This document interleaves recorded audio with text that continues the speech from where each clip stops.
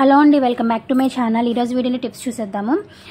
First అయితే ఒక socks తీసుకున్నానండి. ఇది ఇంకొక సాక్స్ పాడైపోయింది. సో ఈ సాక్స్ని నేను ఈ విధంగా రీయూజ్ చేసుకుంటున్నాను. గొడవకి ఈ విధంగా ఎక్కించేసుకొని, ఇది అంబ్రెల్లా కవర్ లాగా యూజ్ అవుతుందండి. ఉత్త రోజుల్లో మనకి అంబ్రెల్లా అంత అవసరం ఉండదు కదా.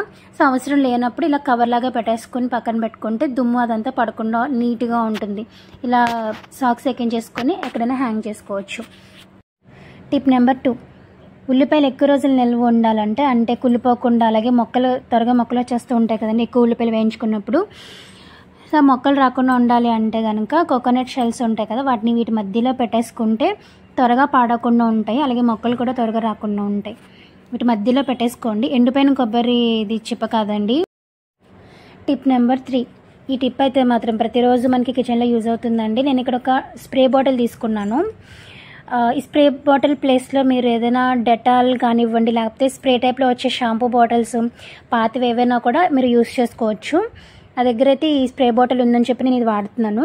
దీంట్లో నేను ఒక షాంపూ ప్యాకెట్ కంప్లీట్గా వేస్తానండి. మీరు ఏ షాంపూ యూజ్ చేస్తే అది వేసుకోవచ్చు, ఇదే వేయాలని ఏమీ లేదు. మీరు బాటిల్ యూజ్ చేస్తే కనుక దాంట్లో ఒక 2 to 3 స్పూన్స్ వేసుకోండి. వేసుకున్న తర్వాత దీంట్లో నేను వాటర్ వేసుకుంటున్నాను. ఒక షాంపూ ప్యాకెట్కి ఇక్కడ టీ గ్లాస్లా చూపిస్తున్నాను కదండి, దీంతో 3 గ్లాసెస్ వాటర్ వేసుకోండి. ఎందుకంటే షాంపూ నొరగ ఎక్కువ వస్తుంది కాబట్టి వాటర్ మనం కొంచెం ఎక్కువ వేసుకోవాలి. లేదు అంటే హాఫ్ షాంపూ వేసుకొని కూడా ఎక్కువ వాటర్ వేసుకోవచ్చు. ఇలా వేసుకున్న తర్వాత ఈ స్ప్రే మూత పెట్టేసుకుని ఒకసారి షేక్ చేసేసుకోవాలి.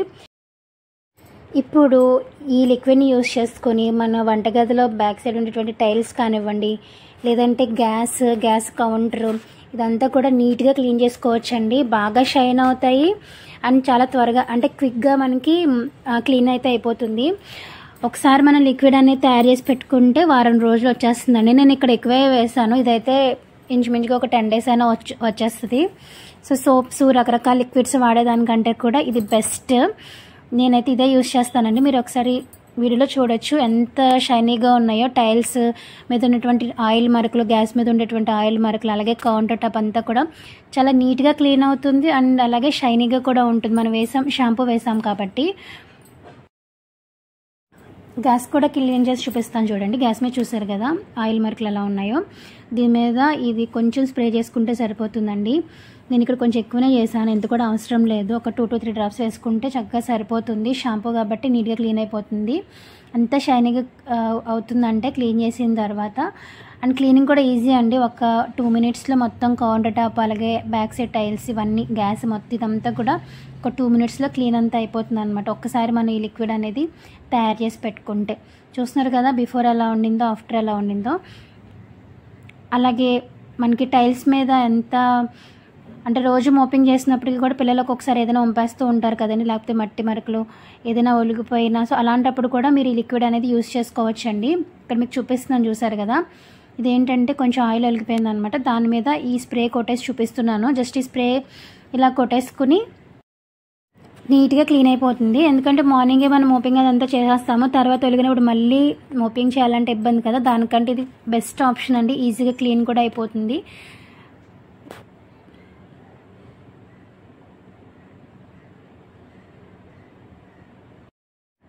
టిప్ నెంబర్ 4, ఇది కూడా మనకి డైలీ బాగా యూజ్ అవుతుందండి. నేను ఇక్కడ ఒక సోప్ బాక్స్ తీసుకున్నాను. మీరు ఏ సోప్ బాక్స్ యూజ్ చేస్తే ఆ బాక్స్ తీసుకోవచ్చు.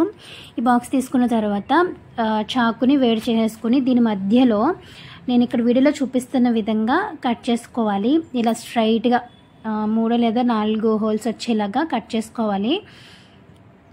ఇలా కట్ చేసుకున్న తర్వాత డ్రింక్ బాటిల్ క్యాప్స్ ఉంటాయి కదండి, అవి 3 తీసుకున్నాను. మీరు ఏ కలర్ అయినా తీసుకోవచ్చండి. నాకు లక్కీగా రెడ్ కలర్ ఉందని చెప్పి మ్యాచ్ అయ్యిందని రెడ్ తీసుకున్నాను. సో ఈ 3టిని కూడా కింద ఇలా స్టాండ్ లాగా గ్లూగన్ హెల్ప్ తోటి ఇలా అతికించేసుకోవడమే.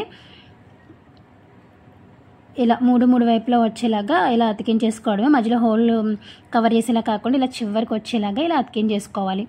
సో సోప్ బాక్స్ లాగా రెడీ అయిపోయింది. ఇప్పుడు నేను సోప్ తీసుకున్నాను కదండి, దీన్ని సగానికి కట్ చేస్తున్నాను. ఎందుకంటే ఫుల్గా మనం పెట్టేసి వాడిన దానికిను సగం కట్ చేసి వాడిన దానికి చాలా డిఫరెంట్ ఉంటుందండి. ఎక్కువ రోజులు మనకి ఈ సబ్బు అనేది వస్తుందంట. అంటే 15 రోజులు వచ్చేది 20 రోజులు రావడం, 20 రోజులు వచ్చేది 25 రోజులు అలా వస్తుంది. అయితే ఇది కట్ చేయడం చాలా మందికి ఇబ్బంది అవుతుంది కదా. సో నేనైతే ఎలా కట్ చేశాను అనేది చూపిస్తున్నాను. ఇక్కడ చాక్ నేను మధ్యలో పెట్టేసి ఈ బ్యాక్ సైడ్ ఏంటంటే ఈ ఈ కర్ర ఉంటుంది కదా, చపాతీ కర్రతోటి ఇలా లైట్గా ఇలా కొట్టినట్లయితే ఈజీగా మనకి కట్ అయిపోతుందండి. అయితే కౌంటర్ టాప్ మీద చేయొద్దు, కిందనే చేయండి. నేను జస్ట్ మీకు వీడియో కోసం ఇలా చూపించాను కానీ నేనైతే కౌంటర్ టాప్ మీద చేయను.